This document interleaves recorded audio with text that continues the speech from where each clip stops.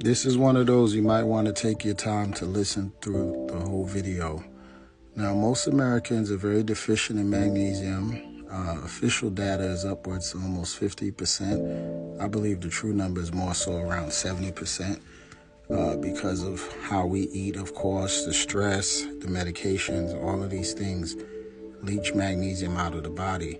There's also to take into consideration how the food is a lot more deficient in magnesium as a whole. So when you think of all those factors, that's one of the reasons why people would be so deficient. Now I want to talk about some of my favorite kinds of magnesium. Some of my favorite kinds of magnesium is the glycinate, which is very calming. Of course, that's really, really good. It's great for anxiety to help you sleep. Great for blood pressure issues. Now, I love the L-threonate kind because that targets the brain.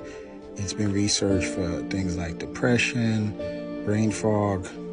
Has massive benefits because that targets directly into the brain. And being how metabolic our brains are, we want to get magnesium directly into the brain to help stabilize it.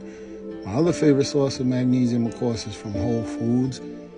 My source is spirulina that I consume, and it's also high in sodium and potassium, which is very important as well for the electrical charge of the body and blood sugar and blood pressure. So sodium, potassium, magnesium, highly, highly needed. And as you can see, the various causes, as I said, why we are all so deficient.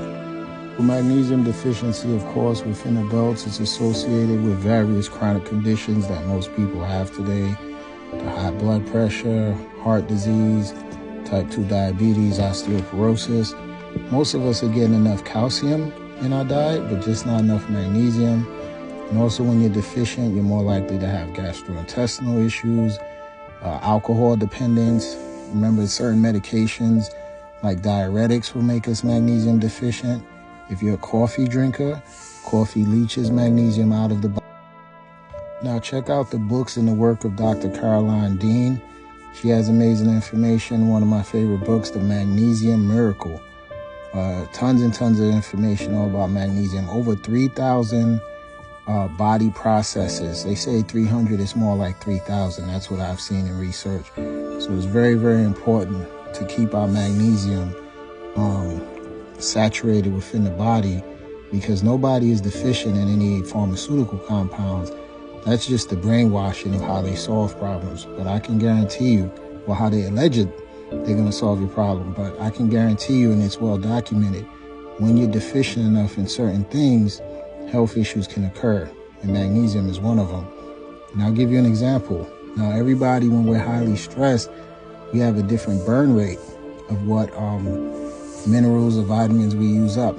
I literally have a client, whenever she's highly stressed, she literally needs to take about 3 times the amount of magnesium, because that's what her body test is needing, because it's one of those things that her body uses up as a faster rate because she used to have a past heart issue.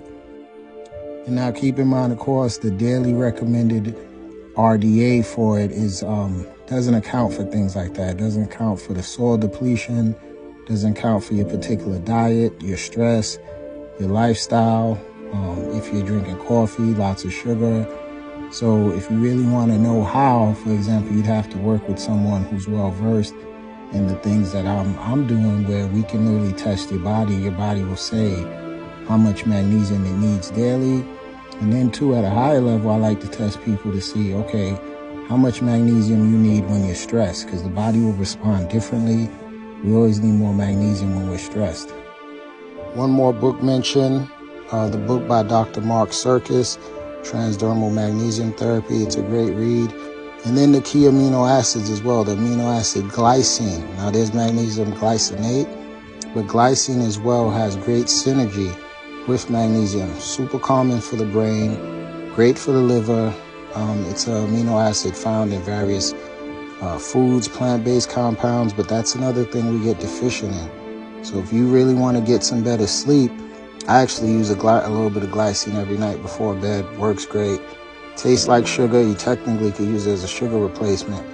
But taking care of key minerals and key amino acids, this is the way you can reverse various health conditions you're dealing with.